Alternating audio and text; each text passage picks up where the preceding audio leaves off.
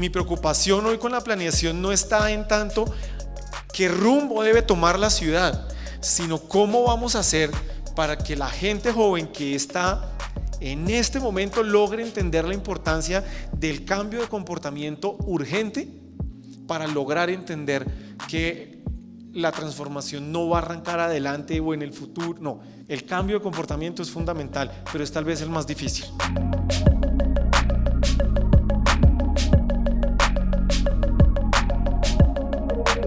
Yo quiero plantear 6 elementos que creo que pueden ayudar como a alimentar la discusión un poco.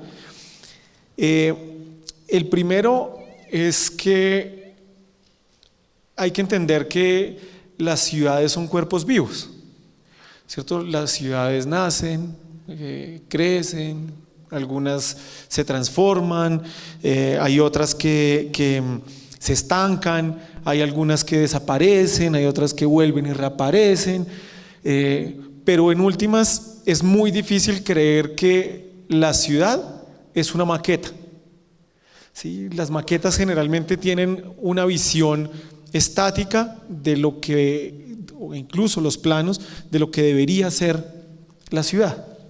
Y muchas veces el error en la planeación está en creer que porque funciona en la maqueta y funciona en el plano, va a funcionar en la realidad, ¿cierto? Ese es un primer elemento.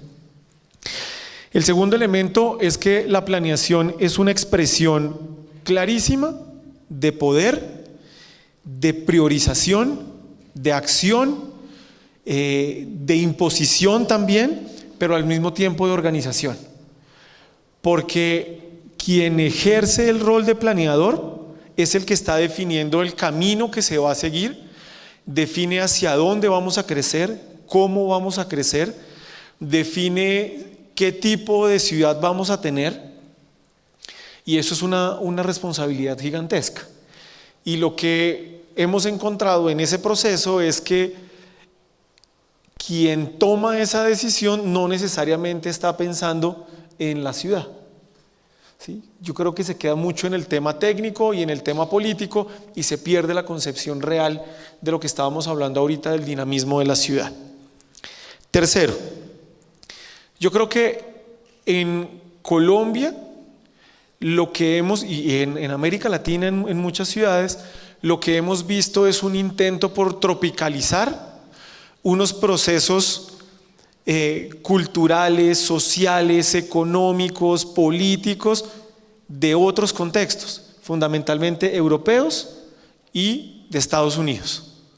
Entonces, cuando ustedes oyen hablar de planeación, siempre se acude a alguna de esas ciudades y es que allá funciona así, pero es que mire qué pasa en París, mire lo que pasa en Nueva York, mire lo que pasa en todas partes. Siempre hay un referente hacia eso. Y en ese sentido, el problema no es tener el referente, el problema es no entender que nosotros no vamos a ser una ciudad como esa, ¿cierto? O sea, por más que planeemos Bogotá, Bogotá no va a ser la París de Haussmann, no va a ser, pero tampoco va a ser la Brasilia de Niemeyer, no va a ser Brasilia de Niemeyer, no puede ser. Bogotá va a ser Bogotá, lo mismo que Medellín va a ser Medellín, Cartagena con todas sus dificultades va a ser Cartagena, y eso es muy importante entenderlo. Cuarto, en nuestro caso, la planeación no ha sido una herramienta para pensar el futuro, sino ha sido una herramienta más para tratar de pensar cómo resuelvo los problemas y las deficiencias del pasado. Cuando uno revisa los planes que se tienen para muchas ciudades, casi todo lo que tratan es corriendo detrás del desarrollo de la ciudad, ¿sí? Es muy difícil que la planeación, por lo menos la nuestra, haya sido pensada para orientar. Ha sido más una respuesta a cómo logramos ordenar el uso del suelo, cómo logramos definir cuál debería ser las redes de servicios públicos, dónde deberíamos tener equipamientos, dónde deberíamos tener vías, ¿sí? Pero no es porque cuando Bogotá, nosotros queremos que Bogotá en 20 años sea esta ciudad, eso no pasó, ¿sí? Y eso obviamente lo estamos viviendo hoy y más adelante lo vamos a discutir con mayor detalle. Quinto, Cuando estaba preparando esto, me llamó la atención profundamente un texto que encontré, que tiene un mensaje que me parece tremendamente atractivo para la discusión, y es que la planeación no puede ser vista como una herramienta simplemente física. La planeación debería ser una herramienta o un instrumento de construcción, de transformación, no solo del espacio, sino también de la sociedad. Y lo que más me sorprendió fue encontrar que esta es una reflexión que se estaba planteando en torno a elementos de Medellín, en torno a elementos de Bogotá, hacia 1995, 1997. ¿Sí? O sea, han pasado 22 años. 22 años, y ese principio que parece tan simple, pero que es tan enriquecedor, no aparece en las discusiones que estamos teniendo hoy.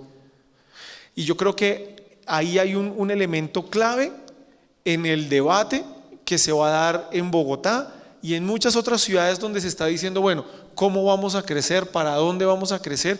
La pregunta maravillosa de qué tipo de ciudad es la que queremos, cuál es ese maravilloso modelo de ciudad que nos va a salvar de todo lo que no hemos hecho bien, y quiénes son los encargados de llevarla a la realidad. Y el sexto es un tema que en parte que me alegra mucho de ver tantas caras jóvenes. Yo tuve una experiencia que para mí fue muy difícil, y es que cuando en el año 2003, bueno, esto es un comercial chiquito porque sí, que tengo el tiempo todavía, entonces puedo contar la anécdota para que puedan entender a qué voy con esta reflexión. Yo llegué a trabajar al Consejo de Bogotá en el año 2001, y en ese momento Transmilenio empezaba a rodar.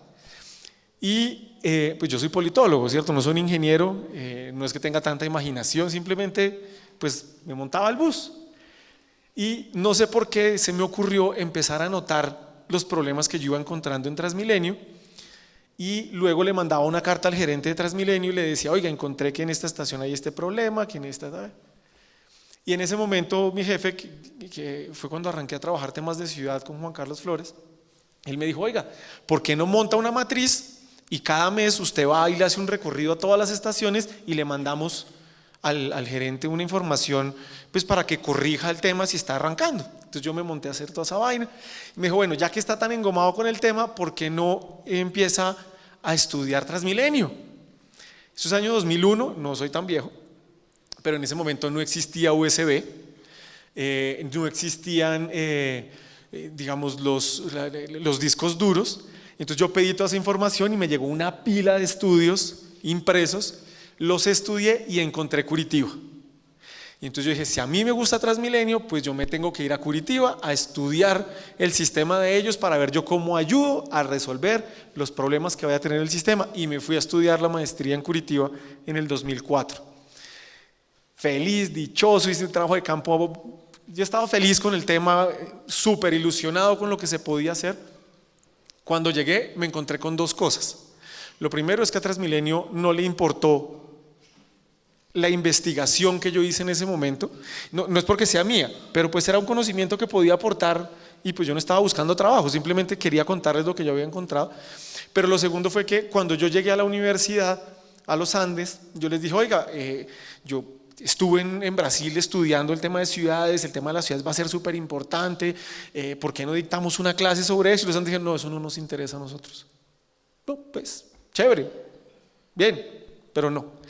Y la Javeriana se interesó, y fue muy chévere porque era un tema que sobre todo nos interesaba a los más jóvenes que estábamos en la universidad. Entonces, con esto cierro la anécdota, ver a tanta gente joven que hoy esté interesada, así sea porque está en la cátedra, y que se tome este tiempo para pensar el territorio, para pensar el futuro de las ciudades, de donde se vayan a desarrollar, a mí me parece tremendamente importante. Porque hoy tenemos una gran duda, y ese es el punto 6, y es ¿qué es lo que van a hacer ustedes para cambiar las tendencias de las que estaba hablando el profesor Juan Carlos ahorita? ¿cierto? Porque es que hoy tenemos una idea de que el calentamiento global friega al mundo, de acuerdo, que hay que cambiar la forma de actuar, de acuerdo, y mucha gente joven como la que estaba en esas marchas dice sí, hay que hacerlo, pero la pregunta del millón es ¿cómo lo vamos a hacer? ¿Quién lo va a hacer? ¿Cuándo van a arrancar? Y cierro con un ejemplo que les conté el día que estuvimos discutiendo. Lo pueden encontrar en YouTube. Es un TED que se llama The Magic Washing Machine. Pero lo más interesante del video, es muy bonito para que le pongan cuidado, es que él está hablando de la posibilidad que le dio a su mamá la invención de la lavadora para que les pudiera enseñar a leer y les inculcara el gusto por la lectura. Pero estaba hablando del costo energético, ¿cierto? Del calentamiento, y entonces de pronto le preguntó algo así al público como ¿quiénes están conscientes del impacto del cambio climático? Y todos, sí, hay que defender al planeta, sí, todos están a favor, sí. Ah, bueno, listo, una pregunta, ¿quiénes de ustedes lavan los jeans a mano? Y nadie levantó la mano. Porque una cosa es saber que hay un problema, otra cosa es cambiar el comportamiento para poder resolver ese problema. Entonces, mi preocupación hoy con la planeación no está en tanto qué rumbo debe tomar la ciudad, sino cómo vamos a hacer para que la gente joven que está en este momento logre entender la importancia del cambio de comportamiento urgente para lograr entender que la transformación no va a arrancar adelante o en el futuro, no. El cambio de comportamiento es fundamental, pero es tal vez el más difícil. Muchas gracias.